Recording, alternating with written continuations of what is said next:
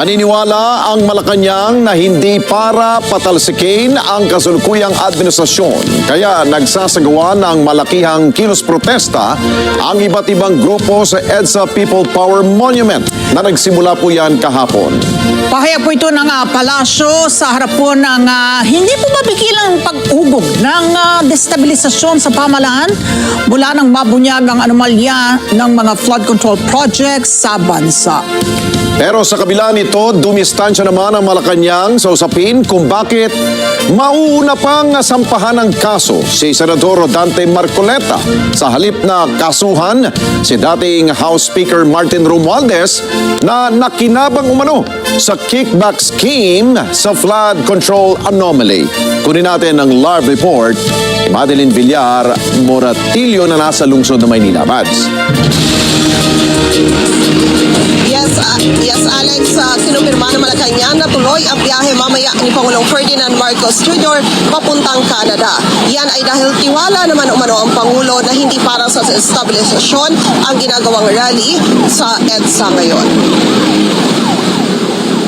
Hindi po magpapahinto ang Pangulo sa kanyang pagtatrabaho para sa taumbayan. Pero iginagalang natin ang liderato ng INC at hindi tayo naniniwala na sila ang magiging nasa likod ng destabilization.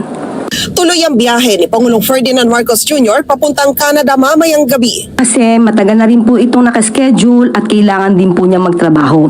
Giit ni Castro, kung ang panawagan sa rally ay para sa transparency at accountability, matagal na niya itong ginagawa ng Pangulo.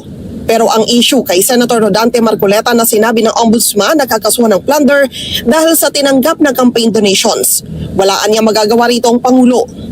Hindi po ako makakasagot kasi may ongoing po na pag-iimbestiga at mahirap i-compromise. Dahil kung i-compromise to ng Ombudsman, mawawalan po ng kredibilidad ang Ombudsman. Kine-question ng mga nagrarally sa EDSA kung bakit mauuna pang kasuhan si Marcoleta kaysa pinsan ng Pangulo na si dating House Speaker Martin Romualdez.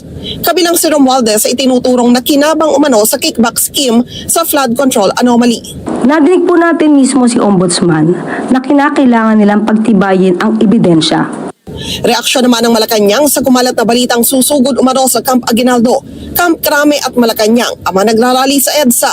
Hindi naman po siguro at ayaw naming paniwalaan na ang miyembro ng INC, no? Hindi namin paniniwalaan na miyembro ng INC ang siyang gagawa nito. Dahil sabi nga natin, ginagalang natin ang integridad, ang liderato ng INC.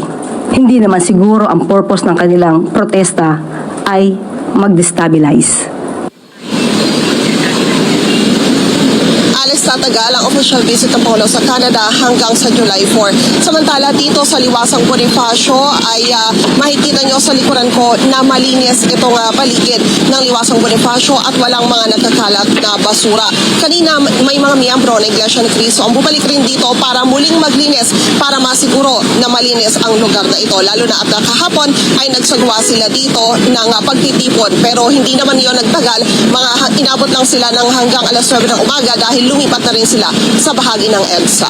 Balik sa inyo dyan, Alex. Okay, Mads, kung kampante ang Malacanang at maging ang Pangulong Marcos Jr. na walang mangyayaring destabilisasyon, sino ang kanyang inihabilin na maging caretaker ng Malacanang? Alex, hinihintay pa natin yung i-anunsyo na caretaker ng pansamantala habang wala nga rito yung Pangulo. Sa mga nakaraan, kapag umaalis ang Pangulo, kasama sa mga caretakers, si Executive Secretary Ralph Recto, si DAR Secretary, yung kalihim ng DAR, at maging si DepEd Secretary Sani Angara. So, antabayan na natin mamaya sapagkat mamaya raw i-anunsyo yan ng Pangulo sapagkat mamaya din yung kanyang departure message bago siya tumulak papuntang Canada. Okay, maraming salamat sa iyo, Madeline Villar Moratillo. Mata natin, dyan po sa Malacanang.